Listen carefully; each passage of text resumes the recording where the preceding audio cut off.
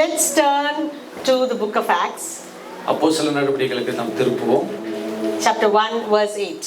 ஒன்றாம் அதிகாரம் 8ஆம் வசனம். நீங்கள் பலனடைந்து எருசலேமிலும் யூதேயா முழுவதிலும் சமாரியாவிலும் பூமியின் கடைசி பரியந்தமும் எனக்கு சாட்சிகளாய் இருப்பீர்கள் என்றார். Number 1, when the Holy Spirit comes upon you. பரிசுத்த ஆவியானவர் உங்கள் மேல் வருகிற ஒரு அனுபவம் இருக்கிறது.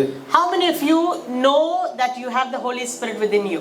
எத்தனை பேர் உங்களுக்குள்ளாக பரிசுத்த ஆவியானவர் இருக்கிறார் என்பதை அறிந்திருக்கிறீர்கள்? So you know that you have already received that power, right?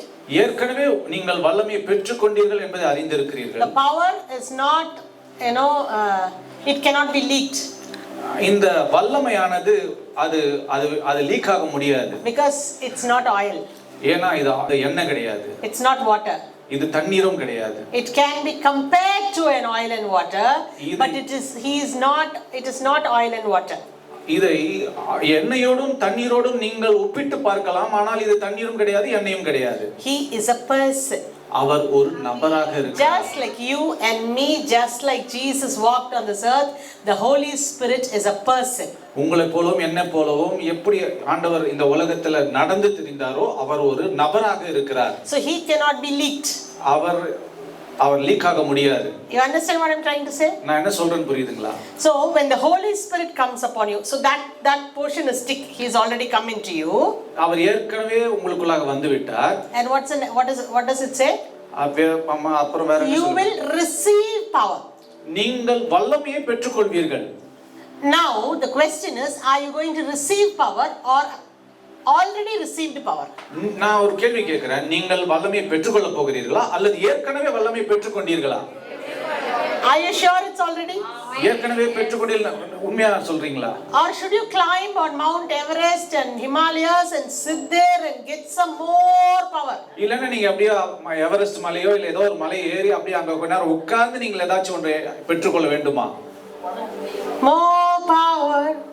அதிக வல்லமை.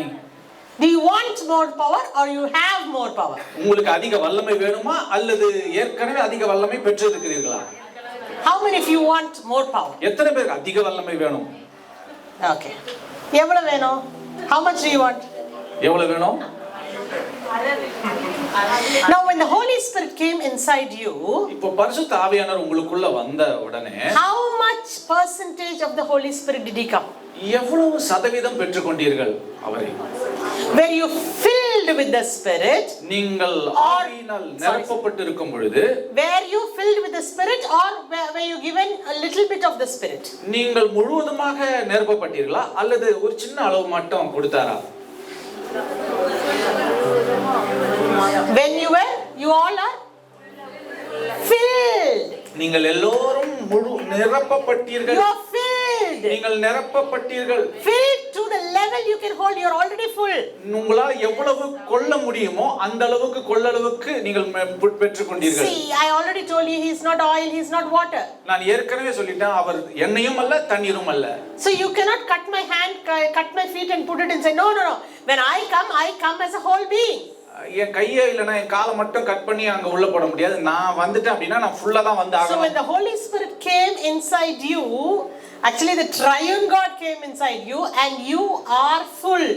பரிசுத்த ஆவியானவர் உங்களுக்குள்ளாக வரும் பொழுது திரித்துவ தேவனும் உங்களுக்குள்ள வந்திருக்கிறார். நீங்கள் முழுமையாய் பெற்றிருக்கிறீர்கள். So all of us are full of the Spirit. நீங்கள் எல்லோரும் ஆவியினால் நிரப்பப்பட்டிருக்கிறீர்கள். Now tell me, open your mouth and say, are you full? I am full of the Spirit. நான் முழுவதுமாய் நிரப்பப்பட்டிருக்கிறேன். வாய் திறந்து அப்படி சொல்லுங்க. I am full இல்ல, I am full of the Spirit. நான் நிரப்பப்பட்டிருக்கிறேன் அப்படி இல்ல, நான் நிரப்பப்பட்டிருக்கிறேன் அப்படி சொல்லுங்க. You are already full of the Holy Spirit. நீங்கள் ஏற்கனவே ஆவியினால் முழுவதுமாக நிரப்பப்பட்டிருக்கிறீர்கள். Somehow we have the Hindu concept in mind that somewhere we want more power, somewhere we want more anointing, somewhere we want more and more. நமக்குள்ளாக ஏற்கனவே ஒரு சில அந்த Hindu concept கொஞ்சம் இருக்குது. நமக்கு இன்னும் அதிகமாக தேவை, இன்னும் வல்லமை அதிகமாக தேவை, இன்னும் எனக்கு ஏதாவது இன்னும் அதிகமாக தேவை என்று சொல்லி நாம் சொல்லிக்கொண்டே இருக்கிறோம். And if our prayers are not answered, immediately we say God does not like me. நம்முடைய ஜெபம் கேட்கப்படவில்லை என்று சொன்னால் நம்ம உடனடியாக என்ன சொல்லுகிறோம், என்னுடைய ஆண்டவருக்கு என்ன பிடிக்கல அப்படினு சொல்லிரோம். Then we look for mediators. உடனே நாம நடுவுல இருக்கிற தரகர்களை பார்க்க ஆரம்பிக்கிறோம். Same Holy Spirit that was in Jesus Christ is in you. ஆண்டவர் இயேசுவின் மேல் எந்த ஆவியானவர் இருந்தாரோ அதே ஆவியானவர் உங்களுக்குள்ளும் He இருக்கிறார். is not a different Holy Spirit. வேற ஒரு நபர் உங்களுக்குள்ள இல்ல. The Lord Jesus was anointed without measure. The Bible says, John 3 says, 3:34 says. யோவான் 3ஆம் அதிகாரத்தில் இப்படியாக வாசிக்கிறோம், ஆண்டவர் இயேசுவை முழுவதுமாக ஆவியானவரால் நிரப்பினார் என்று. So this Holy Spirit that we have, he doesn't have a measure. இந்த ஆவியானவர் என்பவர் ஒரு அளவுக்குள்ளாக அடங்குபவர் அல்ல. Because he is a person. ஏனென்றால் அவர் ஒரு நபராக So இருக்கிறார். the full Holy Spirit came inside you. முழுவதுமான ஆவியானவர் உங்களுக்குள்ளாக So how வந்துவிட்டார். much anointing you have? அப்ப எவ்வளவு அபிஷேகம் உங்களுக்குள்ள You இருக்கிறது? have the full anointing. உங்களுக்குள்ள முழுமையான ஒரு அபிஷேகம் The இருக்கிறது. same Holy Spirit that was in Jesus is in you. இயேசுவுக்குள்ள இருந்த அதே ஆவியானவர் உங்களுக்குள்ளாகவும் இருக்கிறார். The same Holy Spirit who was in D.J. Dinakaran is in you. D.J. Dinakaran uncle கூட என்ன ஆவியானவர் இருந்தாரோ அதே ஆவியானவர் உங்களோட கூட இருக்கிறார். Amen. Do you believe that? அதை நம்புறீங்களா? Do you see that? அதை பார்க்கறீங்களா? Are you conscious of that? அந்த உணர்வு உங்களுக்குள்ளாக Do you இருக்கிறதா? acknowledge that? அதை அங்கீகரிக்கிறீர்களா? Because you have the same Holy Spirit. ஏனென்றால் நீங்கள் அதே ஆவியானவரை நீங்கள் உடையவர்களாக இருக்கிறீர்கள். So 1 Corinthians 12:13 please. 1 கொரிந்தியர் 12ஆம் அதிகாரம் 13ஆம் வசனம். Very quickly. சீக்கிரமாக. நாம் யூதராயினும் கிரேக்கராயினும் அடிமைகளாயினும் சுயாதீனராயினும் Okay. எல்லோரும் ஒரே ஆவியினாலே ஒரே சரீரத்திற்குள்ளாக ஞான ஸ்நானம் பண்ணப்பட்டு எல்லோரும் ஒரே ஆவிக்குள்ளாகவே தாகம் தீர்க்கப்பட்டோம். We are baptized into the same Spirit. நாம் ஒரே ஆவியினாலே ஞான ஸ்நானம் பண்ணப்பட்டோம். How did you? We are drinking the same Spirit. One translation says we are drinking the same Spirit. ஒரே ஆவியிலிருந்து நாம் பருகிக் கொண்டிருக்கிறோம். How did you take baptism? எப்படி ஞானஸ்நானம் பெற்றீர்கள்? Took some water and sprinkled it on your அப்படியே forehead. தண்ணி எடுத்து உங்க மேல தெளிச்சு விட்டாங்களா? When you were baptized, you were inside the water. நீங்கள் ஞானஸ்நானம் பெறும் பொழுது நீங்கள் தண்ணீருக்கு உள்ளாக சென்றீர்கள். How much of water was there? எவ்வளவு தண்ணி இருந்தது? So much of water that you were immersed in the water. எவ்வளவு தண்ணி இருந்தது அப்படினா நீங்கள் முழுவதுமாக மூழ்கி விட்டீர்கள்.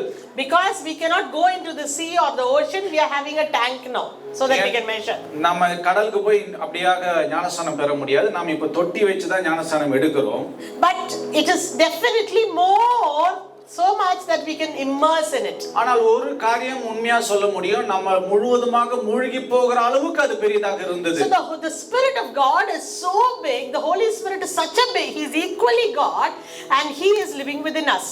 பரிசுத்த ஆவியானவர் ரொம்ப பெரியவர், அவர் அவ்வளவு பெரியவரா இருக்கிறார், ஆனால் நமக்குள்ளாக வாழ்ந்து கொண்டிருக்கிறார். Then why DJ's uncle is able to shine, why Benihin is able to shine, why I am not able to shine is a question. அப்படி என்றால் ஏன் டிஜே சங்களால எழும்பி பிரகாசிக்க முடிகிறது, ஏன் பெனிஹினால எழும்பி பிரகாசிக்க முடிகிறது, என்னால மட்டும் ஏன் எழும்பி பிரகாசிக்க முடியவில்லை? The only reason is that we don't realize the greatness of his power.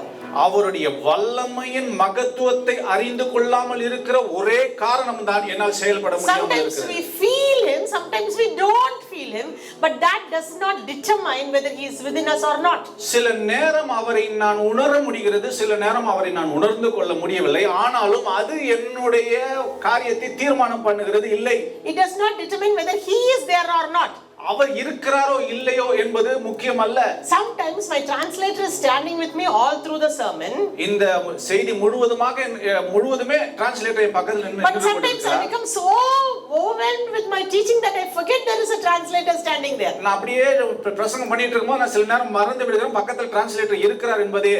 Okay, then I stop and I say sorry and I come back to him. அப்புறம் நான் திரும்பி சொன்னேன் சாரி அப்படினு சொல்லிட்டு திரும்ப நான் ஸ்டார்ட் பண்ணுகிறேன். Sometimes I'm very conscious of him, so I stop every sentence. சில நேரங்கள் நான் அவர் பக்கத்துல இருக்கிறார் என்கிற உணர்வு எனக்கு அதிகமா இருக்குது. அப்ப திரும்பி பார்த்து that does not matter whether he is there or not, he is there all the 24 hours. Only thing sometimes I'm conscious, sometimes I'm carried away. அவர் என் பக்கத்துல இருக்கிறாரா இல்லையா என்பது பத்தி எனக்கு முக்கியம் இல்ல, ஏன்னா அவர் எப்பவுமே என் பக்கத்துல இருக்கிறாரு. ஆனால் அந்த அவர் இருக்கிறார் என்கிற உணர்வு தான் எனக்கு முக்கியமா இருக்குது. Sometimes I'm carried away by many distractions. நான் சில நேரம் अनेक காரியங்களால் நான் திசை திருப்பப்படுகிறேன். That is what the enemy wants to do. அதுதான் உங்களுடைய எதிராளி நீங்கள் அப்படியே இருக்க வேண்டும். The enemy wants to somehow distract you, take your attention, divert you. உங்களுடைய எதிராளி எப்படியாச்சும் நீங்க உங்களுடைய கவனம் சிதற வேண்டும், நீங்கள் வேற கவனத்தில் உங்களுடைய எண்ணங்கள் மாற வேண்டும் என்று விரும்புகிறான். The only reason for all the problems in your life is because Satan wants your attention. உங்களுடைய வாழ்க்கையில் நீங்கள் சந்திக்கிற எல்லா பிரச்சனைகளுக்கும் ஒரே காரணம், நீங்கள் பிசாசினால் திசை திருப்பப்பட்டு இருக்கிறீர்கள். Because Satan wants your attention. Why Satan wants your attention? ஏன் பிசாசு உங்க கவனம் வேணும்? Because if he doesn't get your attention will automatically go to God. நீங்கள் அவன் மேல உங்களுடைய கவனம் இல்லைன்னா உங்களுடைய கவனம் ஃபுல்லாவே ஆண்டவர் மேல போயிடும். Yes or no? உண்மையா இல்லையா? So that's why he distracts. அதனால தான் கொஞ்சம் அப்படியே உங்களை திசை So திருப்புகிறார். worry is a distraction. கவலை என்பது ஒரு கவனக்குறைவு தான். Unbelief is a distraction. அவிசுவாசம் என்பது ஒரு கவனச்சிதறல் தான். When you get focused on God, automatically you can walk on the water like Peter. நீங்கள் தேவன் மேல் உங்களுடைய கவனத்தை வைக்கும் பொழுது பேதுருவை போல நீங்கள் தண்ணீரின் மேல் நடக்க As முடியும். long as Peter saw Jesus, he was just walking. பேதுரு ஆண்டவரை பார்த்து கொண்டிருக்கிறதான நேரத்துல எவ்வளவு நேரம் பார்த்தாரோ அவரால் தண்ணீரின் மேல் நடக்க முடிந்தது. Because he did not see the water. ஏன் என்று சொன்னால் அவர் தண்ணீரை பார்க்கவில்லை. He was still walking on the water. தண்ணீரின் மேல் தான் நடந்து கொண்டிருந்தார். But he was not conscious that he was walking on the water. ஆனால் தண்ணீரின் மேல் தான் நடக்கிறேன் என்கிற உணர்வு அவருக்கு இல்லை. Because he was conscious looking at the face of Jesus. ஏன் என்று சொன்னால் அவர் இயேசுவின் மேல் தன்னுடைய முழு கவனத்தையும் So வைத்திருந்தார். as long as he saw the face of Jesus, he was able to walk through. அவர் இயேசுவின் முகத்தை எவ்வளவு நேரம் பார்த்தாரோ அவ்வளவு நேரம் அவரால் தண்ணீரின் மேல் நடக்க The முடிந்தது. moment he looked down, அவர் தன்னுடைய கவனத்தை தண்ணீரின் மேல் வைத்த நொடியிலே, if he looked down, he could not see the face of Jesus. அவர் கீழே பார்த்த உடனே இயேசுவை பார்க்க முடியவில்லை. So the moment he looked down, he saw the waters. அவர் தண்ணீர் கீழே பார்த்த உடனே தண்ணீரை பார்க்க ஆரம்பிக்கிறார். And once he saw the waters, he knew that he cannot walk on the water. He's an ordinary human being and he began to drown. அவர் தண்ணீரை பார்த்த உடனே ஒன்று புரிஞ்சிட்டாரு, இதுக்கு மேல தண்ணி மேல நம்மளால நடக்க முடியாது என்று சொல்லி அதுக்கு பிறகு அமிழ்ந்து போகிறது. That's why God wants you not be very strictly. He says, do not be anxious for anything. அதனால தான் ஆண்டவர் சொல்லுகிறார், நீங்கள் ஒன்றை குறித்தும் கவலைப்படாதிருங்கள். That is not a suggestion by God. இது ஏதோ ஒரு ஆலோசனை அல்ல ஆண்டவரால. That is not a small, hey, don't worry. That's not a comforting word. அது ஏதோ தேற்றுகிற வார்த்தை அல்ல. ஐயோ அப்படி கவலைப்படாதப்பா அப்படி சொல்றது இல்ல. That's not a comforting word. அது ஏதோ ஒரு தேற்றுகிற ஒரு வார்த்தை அல்ல. Does the Bible say it's a comforting word? இது வேதம் அப்படியே தேற்றுகிற வார்த்தை என்று சொல்லுகிறதா? Sondu pogade. Oh, okay. So actually, when you sing that song, you become even more sondu. அந்த பாட்டு பாடினா இன்னும் சோர்வாயிடுறீங்க. When you are very sad, you sing that song. ரொம்ப கவலையா இருந்தீங்கன்னா சோகமா இருந்தீங்கன்னா அந்த பாட்டு பாடு. Actually, if you really sing it with the real meaning, after finishing the song, you should not be sad, right? உண்மையா அந்த அர்த்தத்தை தெரிஞ்சு நீங்க பாடுனீங்கன்னா அந்த பாட்டு பாடி முடிஞ்ச உடனே அந்த சோகத்துல நீங்க இருக்கவே கூடாது. So how do you sing that song also? You sing sadly. அந்த பாட்டே நீங்க சோகமா தான் பாடுறீங்க. So the only thing is where our focus is, where our attention is. நம்முடைய கவனம் எங்கே இருக்கிறது என்பதே முக்கியமானதாக இருக்கிறது. So the more you look at the face of Jesus, நீங்கள் ஆண்டவருடைய முகத்தை நீங்கள் அதிகமாக பார்க்கும் பொழுது whatever distraction comes, என்ன கவன சிதறல்கள் வந்தாலும், see, there are people who are talking, there may be people who are not listening, but if I don't care about that, I will be going on preaching. நீங்க ஒரு சிலர் கவனம் அப்படியே வேற ஒருத்தர்கிட்ட பேசிட்டே இருப்பீங்க, இல்ல வேற ஏதோ பார்த்துட்டு இருப்பீங்க, ஆனா உங்களுடைய உங்களை நான் மைண்ட் பண்ணவே இல்லை அப்படின்னு சொன்னா நான் பேசிட்டே இருப்பேன். But here you are good people. I have all attention. Clap your hands for yourself. இங்க இருக்கிறவங்க எல்லாம் ரொம்ப நல்லவங்க. நீங்க எல்லாரும் முழு கவனத்தோட என்னுடைய செய்தி கேட்டுக்கொண்டிருக்கிறீர்கள். But if someone comes and wants to take the chair from here, what will you do? இங்க வந்து யாராவது ஒருத்தர் சேர் எடுக்கணும்னு நினைச்சா என்ன பண்ணுவீங்க? Immediately all your eyes will go there. ஆமா, எல்லாருடைய கண்களும் உடனே அப்படியே. Now I can do two things. நான் என்னால ரெண்டு காரியம் செய்ய முடியும். Either when they take the chair, I can be distracted. அந்த சேர் எடுக்கும்போது நான் கொஞ்சம் கவனத்தை திசை திருப்பலாம். Or I can determine to stay strong and keep on preaching. இல்லனா அப்படியே நான் நேரா நின்னு நான் பாட்டு பிரசங்கம் பண்ணிட்டே இருக்கலாம். I do not bother whether you are listening or not, whether it's going inside or not. I can just go on. நீங்க கவனிக்கிறீங்களோ இல்லையோ, உங்களுக்கு புரியுதோ புரியலையோ நான் பாட்டு பேசிட்டே இருக்கலாம். So that remote is in my hand. அந்த ரிமோட் என் கையில தான் இருக்குது. It's my determination. என்னுடைய தீர்மானமாக அது இருக்குது. So when Satan sends some trials or sometimes anything, we just rebuking is one level. பிசாசு ஏதோ ஒரு காரியத்தை உங்களை நோக்கி அவன் அனுப்பும் பொழுது அதை நீங்கள் எதிர்த்து நிற்பது ஒரு காரியம். That's one level. அது ஒரு படியாக இருக்குது. I'm struggling, I'm fighting. Oh hallelujah, That is one level. இன்னொரு லெவல் என்னன்னா, நான் அப்படியே போராட போகிறேன் என்று சொல்லி அப்படியே அந்நிய பாஷையில பேசி இயேசுவின் நாமத்தை எதிர்த்து நிற்கிறேன், உன்னை துரத்துகிறேன் என்று சொல்லி அப்படியாக நிற்கிறது. That is one level. அது ஒரு level. There is another level. I'm not bothered about that fool at all. அந்த முட்டாளை பத்தி நான் எதை பத்தியுமே கவலைப்படாம இருக்கிறது, அது வேற ஒரு level. I'm not bothered about him. அவனை பத்தியே நான் கவலைப்படுறது இல்ல. All that he wants is he wants me to be bothered about him. அவனுக்கு என்ன தேவை, ஒரே ஒரு காரியம் தான், அவனை பத்தி நான் கவலைப்படணும், அதுதான் அவனுக்கு இது. And he wants me to talk about him. அவனை பத்தி தான் நான் பேசணும், அதுதான் He wants me to be worried about him. அவனை பத்தி நான் கவலைப்படணும், அதுதான் He நான் wants me to be விரும்புகிறேன். afraid of him. அவனை பார்த்து நான் பயப்படணும், அதுதான் அவன் நினைக்கிறான். So I just forget that he is there. I just look at my God all the time, looking at his face, gazing upon him. நான் அவன் இருக்கிறதே மறந்து விட்டு ஆண்டவருடைய முகத்தை பார்த்து ஆண்டவருடைய முகத்தின் மேல் என் கண்களை நான் பதித்து வைத்திருக்கிறேன். So where I turn, what I look matters. நான் எந்த பக்கம் திரும்புகிறேனோ அதுவே முக்கியமானதாக அது இருக்கிறது. So you have the Holy Spirit. நீங்கள் ஆவியானவரை You பெற்றிருக்கிறீர்கள். have the full Holy Spirit. நீங்கள் முழு ஆவியானவரை You பெற்றிருக்கிறீர்கள். are already full of the Holy நீங்கள் Spirit. ஏற்கனவே முழு பரிசுத்த ஆவியானவரால் Say I am full of the Holy Spirit. Say it 10 times. Come on. Say it 10 times. I am full of the Holy Spirit. நான் ஆவியானவரால் Say it 10 முழுவதுமாய் times. I am நிரப்பப்பட்டிருக்கிறேன். full of the Holy நான் Spirit. ஆவியானவரால் I am முழுவதுமாய் full நிரப்பப்பட்டிருக்கிறேன். of the Holy நான் Spirit. I நிரப்பப்பட்டிருக்கிறேன். am full of the Holy Spirit. Come on, open your mouth and say, I am full நான் of the Holy முழுவதுமாக Spirit. ஆவியானவரால் I நிரப்பப்பட்டிருக்கிறேன். am full of the Holy நான் Spirit. முழுவதுமாக ஆவியானவரால் Something நிரப்பப்பட்டிருக்கிறேன். 10 times. One more. I am full of the நான் Holy ஆவியானவரால் Spirit. முழுவதுமாக நிரப்பப்பட்டிருக்கிறேன். Now how do you feel? இப்ப எப்படி அப்படி Are you able to feel the Holy Spirit within you? உங்களுக்குள்ள இருக்கிறத உணர முடிகிறதா? 10 டைம்ஸ்லயே உணர முடியுது. இத நாளெல்லாம் சொல்லிட்டு இருந்தா உணர முடியுமா முடியாதா? இல்ல? So you become conscious of the Holy Spirit. நீங்கள் ஆவியானவரை குறித்த ஒரு விழிப்புணர்வுக்குள்ளாக வருகிறீர்கள். 1 Corinthians 12:13 says we drink of the same Spirit. 1 கொரிந்தியர் 12ஆம் அதிகாரம் 13ஆம் வசனம் இப்படியாக சொல்லுகிறது, நீங்கள் ஆவியானவராலே பருகப்படுகிறீர்கள். Ephesians 5:18 says do not be drunk with wine. எபேசியர் வாசிக்கிறோம், நீங்கள் மதுபானத்தினால் வெறி கொள்ளாமல் என்று வாசிக்கிறோம். வெறி கொள்ளாமல் 5:18 says மதுபானம் வெறி don't drink wine. Instead what should you drink? வேற என்ன, அதுக்கு பதிலா என்ன குடிக்கணும்னு சொல்றாங்க? ஆவியினால் நிறைந்து. So he is comparing drunk with wine to filling with the Spirit. எதோட ஒப்பிட்டு பேசுகிறார் என்று சொன்னால், மதுபானம் குடித்து வெறித்தனம் கொள்ளுகிறதையும் ஆவியானவரால் நிரப்பப்பட்டு ஒரு முழுமையான நிலைமைக்கு வருகிறதையும் ஒப்பிட்டு If பார்க்கிறார். you ask a drunkard, ஒரு குடிகாரனை கேட்டீங்களா, why you are drunk?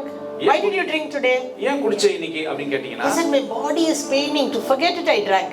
ரொம்ப உடம்பு வலிச்சது, அதை அப்படி மறக்கணும்ன்றனால நான் குடிச்சேன். Or he said I was very sad, to forget it I drank. ரொம்ப இன்னைக்கு சோகமா இருந்தது, அதனால போயிட்டு குடிச்சிட்டு வந்தேன்.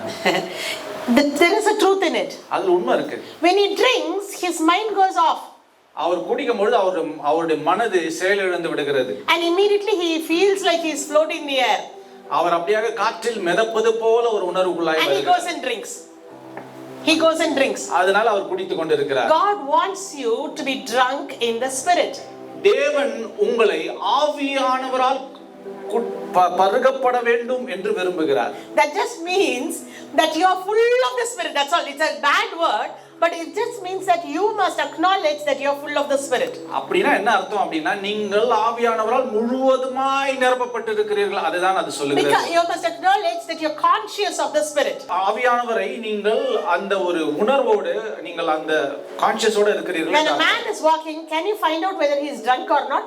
ஒரு மனுஷன் நடக்கறானா நிச்சயமா கண்டுபிடிக்க முடியுமா குடிச்சிருக்கானா குடிக்கலையான்னு சொல்லிட்டு? How can you find out? எப்படி கண்டுபிடிப்பீங்க? You draw a line, he cannot walk. He'll be like கோடு வரைஞ்சி அப்படி நடக்க சொன்னா அவனால் நடக்கவே முடியாது. So he cannot walk steadily. அவனால் நேராக நடக்க முடியாது. Because the influence of that alcohol, that spirit is in him. ஏன் என்று சொன்னால் அந்த மதுபானத்தின் சாரம் அவனுக்குள்ளாக இருக்கிறது. Just like that, we are influenced by the Holy Spirit. அப்படியாகவே நாம் பரிசுத்த ஆவியானவரால் நாம் We நிரப்பப்பட்டிருக்கிறோம். can be influenced by the Holy Spirit. நாம் அவரால் நாம் நிரப்பப்பட்டிருக்கிறோம். In the life, if you take the life of Jesus right from the conception till the resurrection, it was the Holy Spirit at work. ஆண்டவருடைய வாழ்க்கையை நீங்கள் எடுத்து பார்த்தீர்கள் என்று சொன்னால், அவர் கருவுற்ற நாளில் இருந்து அவர் உயிர்த்தெழுந்த நாள் வரைக்கும் முழுவதுமாக பரிசுத்த ஆவியானவருடைய நிரப்புதலால் நிரப்பப்பட்டிருந்தார். Amen. Amen. He walked in the Spirit. He looked with the Spirit. he everything he did was with the Holy Spirit. அவர் ஆவியினால் நடத்தப்பட்டிருந்தார், ஆவியானவரால் பார்த்தார், எல்லாமே அவர் ஆவியினாலே செய்தார். When you look at someone, do you know why in the prophetic meetings you should come and sit in the front? ஏன் prophetic meetingல முன்னாடி வந்து உட்காரணும் தெரியுமா? Because when a prophetic person stands here, when they look at you, they can see things about you. ஏன் என்று சொன்னால் ஒரு தீர்க்கதரிசியானவர் உங்களை பார்க்கும் பொழுது உங்களுடைய காரியங்கள் எல்லாவற்றையும் அவரால் தெரிந்து கொள்ள முடியும். Because it's not looking with the natural eyes, it's looking with the spiritual eyes. ஏன் என்று சொன்னால் மாம்ச கண்களால் உங்களை பார்க்கிறதல்ல, இது ஆவியின் கண்களை கொண்டு உங்களை பார்க்கிறார்கள். So this is looking in the spirit. இது ஆவியினாலே உங்களை பார்க்கிறார்கள். Walking in the spirit. ஆவியினாலே Actually, you நடக்கிறார்கள். and I are called to do everything in the spirit. நீங்களும் நானும் எதை செய்தாலும் ஆவியினாலே செய்ய வேண்டும் என்பதே நோக்கமாக இருக்கிறது. That's what God has created us for. அதற்காகவே தேவன் நம்மை படைத்திருக்கிறார். So, just like a drunkard, we must be conscious that he is full of the spirit. எப்படி ஒரு குடிகாரனுக்கு அந்த உணர்வு இருக்கிறதோ, நாமும் ஆவியால் நிரப்பப்பட்டிருக்கிறோம் என்கிற அந்த உணர்வு நமக்கு இருக்க வேண்டும். I don't know if the alcohol really how long it takes to work in a human being. I don't know. ஒரு மதுபானம் ஒரு மனுஷனுக்குள் எவ்வளவு நேரம் ஆகும் வேலை செய்வது என்பது எனக்கு தெரியல. But I believe even when he goes to the Tasmak to buy the wine, he will be going in kick only. அவன் டாஸ்மார்க்கு அந்த மதுபானத்தை வாங்க போகும்போதே ஒரு மதுபானத்தின் மயக்கத்துல தான் அவன் போவான். Because he becomes conscious. Hey, I'm going to drink. That becomes his mindset. ஏன்னா அவன் குடிக்க போறேன் அப்படின்னு சொல்லிட்டே அவன் போறனால அதே போதையிலே அவன் போகிறான். So your consciousness determines your body. It controls your body. உங்களுடைய கவனமே உங்களுடைய சரீரத்தின் நிலையை அது தீர்மானிக்கிறது. So we walk in the spirit. நாம் ஆவியிலே நடத்தப்படுகிறோம். We look in the spirit. நாம் ஆவியிலே நாம் பார்க்கிறோம். The Holy Spirit does not have an expiry date. அவருக்கு எக்ஸ்பைரி டேட்டே கிடையாது. The Holy Spirit is not going to leak through. அவர் ஒரு லீக் ஆகிற ஒரு நபரும் கிடையாது. He is not going to leave you. அவர் உங்களை விட்டு போற நபரும் கிடையாது. He said, I will neither leave you nor forsake you. அவர் சொல்லிட்டார், நான் உங்களை விட்டு விலகுவதும் இல்லை, உங்களை கைவிடுவதும் இல்லை. So the full person has come inside you. அவர் முழு நபராக உங்களுக்குள்ளாக வந்திருக்கிறார். The only thing you should not do is do not grieve him. If you do anything wrong, he becomes grieved. நீங்கள் ஒரே ஒரு காரியம் தான் செய்யக்கூடாது, அவரை துக்கப்படுத்தாதிருங்கள். நீங்க ஏதாவது தப்பு பண்ணிட்டீங்கன்னா அவர் கொஞ்சம் துக்கப்படுத்தும், அவ்வளவுதான். You have to guard him without being hurt. அவரை நீங்கள் காயப்படுத்தாதபடி பாதுகாத்துக் கொள்ள வேண்டும். Do not quench the spirit. That means again, just like he becomes down. ஆவியை நீங்கள் அவித்து போடாமல் இருக்கணும். ஏன்னா அதுவும் உங்களை அப்படியே கீழ் நோக்கி செல்ல. You should not quench him, but you should allow him to quicken you. நீங்கள் ஆவியானவர் அவிழ்த்து போக விட அனுமதிக்காமல் உங்களுக்குள்ள அதை அனல் மூட்டி எழுப்ப வேண்டும். This Holy Spirit can quicken your body. இந்த ஆவியானவர் உங்களுடைய சரீரத்தை புதிதாக மாற்ற முடியும். We believe that, right? நாம் அதை நம்புறோம். The same Holy Spirit who raised Jesus from the dead can quicken our mortal bodies. எந்த ஆவியானவர் ஆண்டவராக இயேசு கிறிஸ்துவை உயிரோடு எழுப்பினாரோ நம்முடைய மாம்சத்தையும் அவர் உயிரோடு எழுப்புவார் என்று நாம் விசுவாசிக்கிறோம். Just as a drunkard is left under the control of the drink, we should leave ourselves in the control of the Holy Spirit. எப்படி ஒரு குடிகாரன் ஒரு மதுபானத்தின் வல்லமையினால் அவன் முழுவதுமாக ஆட்கொள்ளப்படுகிறானோ, நாமும் தேவனுடைய ஆவியானவரால் முழுவதுமாய் ஆட்கொள்ளப்பட்டிருக்க வேண்டும். But what you and I do? நாம் என்ன செய்கிறோம்? You and I control the Holy Spirit. நாம ஆவியானவரை கட்டுப்படுத்துகிறோம். Recently I went to a place. நான் சமீபமாக ஒரு இடத்துக்கு சென்றிருந்தேன். I saw Periyar statue. அங்கே பெரியார் சிலையை நான் பார்த்தேன். And it was in a cage. ஆனா அது ஒரு கூண்டுக்குள்ள இருந்தது. Periyar in a cage? பெரியாரே கூண்டுக்குள்ளேயா? He was the one who spoke about liberation. அவர்தான் அப்படியாக விடுதலை பற்றி பேசினவர். He talked about women liberation. பெண்களுடைய உரிமைகளை பற்றி He பேசினார். talked about casteism. He spoke about many things. எல்லா ஜாதிகளை குறித்து பேசினார். எல்லாம் நிறைய காரியங்களை பேசினாரு. He was the one who he was a big freedom fighter, in other words. உண்மையாகவே பெரிய போராட்ட வீரனாக அவர் இருந்தார். But he was in a cage. ஆனால் அவரே கூண்டுக்குள்ள இருக்கிறார். What do we do? என்ன நாம் செய்கிறோம்? For us, we think the Holy Spirit is very sweet, செல்லக்குட்டி. நாம் நினைக்கிறோம் அவர் ரொம்ப அருமையானவர், ரொம்ப அற்புதமானவர் அப்படி நினைக்கிறோம். So we say தூங்கு தூங்கு பாலானி, தூங்கு தூங்கு Balani. Not to Jesus, to the Holy Spirit. நாம் இயேசுவை பார்த்து பாடல, ஆவியானவர் பார்த்து அந்த. We are not supposed to sing that to Jesus also because he is no more in the cradle. ஆண்டவரை பார்த்து அந்த பாட்டு பாடக்கூடாது, ஏன்னா அவர் தொட்டில் குழந்தையாக இல்லை. And sometimes we want the Holy Spirit to be inside us, but safe and sleep and quiet, Chelakuti, be there within us, but don't do anything. நாம அநேக நேரங்களில் ஆவியானவரே அப்படிதான் நடத்துறோம். உள்ள இருங்க, அமைதியா இருங்க, பொறுமையா இருங்க, அமைதியா இருங்க அப்படி சொல்லி நடத்தி கொண்டு When இருக்கிறோம். someone leads in tongues or leads in the spirit, then we feel okay, we'll let him loose for some time. We control the Holy Spirit. This is okay, we'll let him loose for one. Then we think the Holy Spirit is loose. யாராச்சும் ஒருத்தர் அப்படியாக அபிஷேகத்தை நடத்தும் பொழுது அப்படியே okay கொஞ்ச நேரம் அவர் விட்டுறலாம் அப்படின்னு சொல்லி நம்ம அப்படியே கடகடகடன்னு அப்படியே பயங்கரமா அப்படியே நிரம்பி அழிஞ்சு அப்புறம் அப்படியே அமைதியா. Then again we stop him and cage him inside. திருப்பி அவர் அப்படியே கூண்டுக்குள்ளாக அடைத்து விடுகிறோம். How is the Holy Spirit inside you feeling now? இப்போ உங்களுக்குள்ள இருக்கிற ஆவியானவர் எப்படி உணர்ந்து கொண்டு இருக்கிறார்? Is he feeling caged? அவர் கூண்டுக்குள்ளாய் இருப்பதை உணர்ந்து கொண்டு இருக்கிறாரா? Or is he feeling liberated? அல்லது விடுதலையான உணர்வோடு இருக்கிறாரா? Do you let him dominate you or do you dominate him?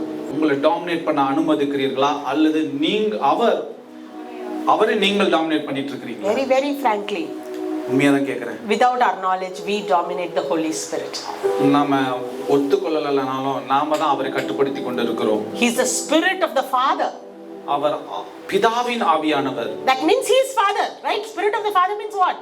He is Father God. பிதாவின் ஆவியானவர் என்ன அர்த்தம்? அவரே பிதாவாக இருக்கிறார். Another verse says he is the Spirit of Jesus. That means he is Jesus.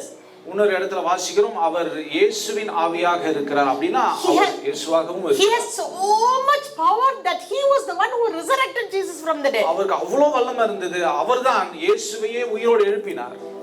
But we are so great that we control him. ஆனா நாம ரொம்ப பெரிய ஆளு. நாம அவரை கட்டுப்படுத்தி கொண்டு இருக்கிறோம். So just make a decision today. இன்னைக்கு ஒரு தீர்மானத்தை எடு. I will not control the Holy Spirit. I will let the Holy Spirit control me.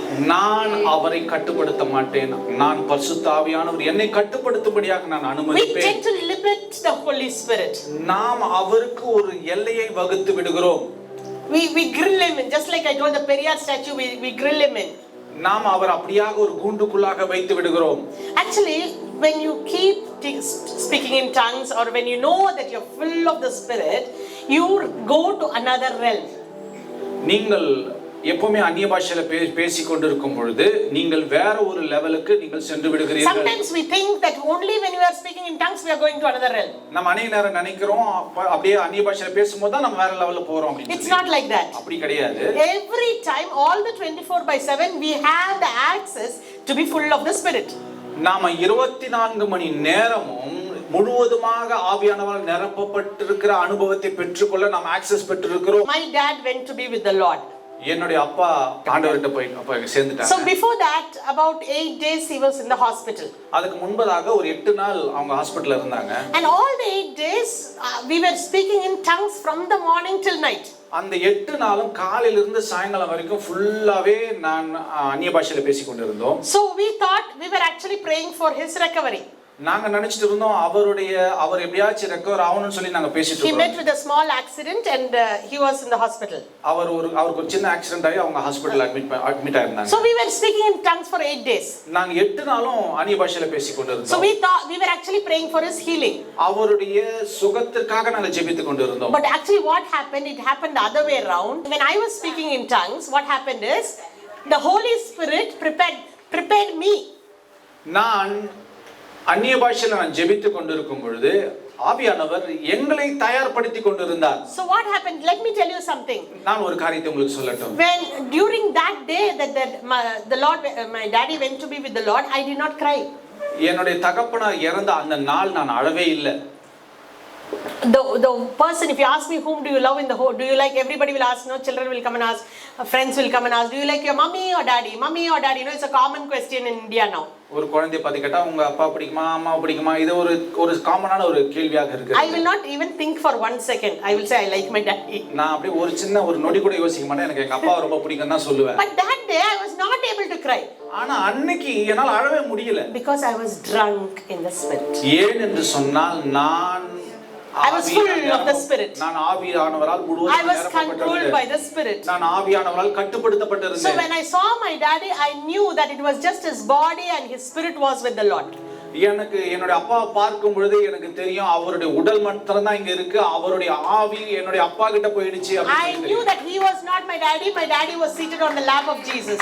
எனக்கு தெரியும் இவர் வந்து என்னுடைய அப்பா இல்ல, என்னுடைய அப்பா இயேசுவின் மடியில உட்கார்ந்து கொண்டு இருக்கிறார். So when you know that you are full of the Spirit, நீங்கள் ஆவியானவரால் முழுவதுமாய் நிரப்பப்பட்டிருக்கிறீர்கள் என்பதை நீங்கள் அறிந்து கொள்ளும் பொழுது your mind goes to another realm. உங்களுடைய மனது வேறொரு மண்டலத்துக்கு செல்லுகிறது. You know that you are full of the Spirit.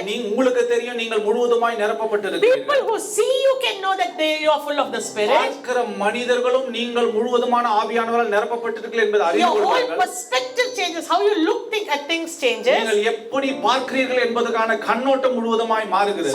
everything about you changes when you are full of the Spirit. உங்களுக்குரிய எல்லா காரியங்களும் மாறுகிறது உங்களுடைய கண்ணோட்டம் மாறும் பொழுது.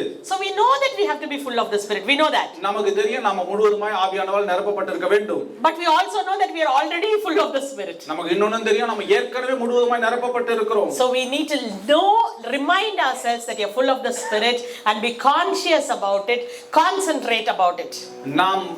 அதை நாம் ஞாபகம் வைத்துக் கொள்ள வேண்டும். தொடர்ந்து அப்படிப்பட்ட உணர்வோடு நாம் இருக்க வேண்டும். நான் ஏற்கனவே ஆவியானவரால் முழுவதுமாய் நிரப்பப்பட்டிருக்கிறேன். If you turn the Bible and see, people who are full of the Spirit. Peter was full of the Spirit. நீங்க வேதத்தை எடுத்து பாத்தீங்கன்னா நிறைய பேர் முழுவதுமாய் நிரப்பப்பட்டிருந்தார்கள். பேதுரு பரிசுத்த ஆவியானவரால் முழுவதுமாய் The நிரப்பப்பட்டிருந்தார். apostolic revival was the revival of the Holy Spirit. அப்போஸ்தலர ரிவைவல் வந்து ஆவியானவருடைய ரிவைவலாக அது It இருந்தது. is greater than Elijah revival. எலியாவை காட்டிலும் மேன்மையான ஒரு It ரிவைவலாக is greater than Jonah's revival. யோனாவின் ரிவைவலை காட்டிலும் மேலானதாக அது It is இருந்தது. greater than Solomon's revival. சாலமோனுடைய எழுப்புதலை காட்டிலும் மேன்மையான ஒரு எழுப்புதலாக யோனாவிலும் இருந்தது. பெரியவர். He is greater than Solomon. He is greater than Jonah. He is greater than anybody who lived before. அவர் சாலமோனிலும் பெரியவர், யோனாவிலும் பெரியவர், இதற்கு முன்பாக வாழ்ந்த எல்லோரிலும் அவர் பெரியவர். He is such a great God. அவ்வளவு பெரிய தேவனாக So அவர் இருக்கிறார். exactly the same way, the Holy Spirit revival is the greatest revival. அது போலவே ஆவியானவரின் எழுப்புதல் மிகப்பெரிய ஒரு எழுப்புதலாய்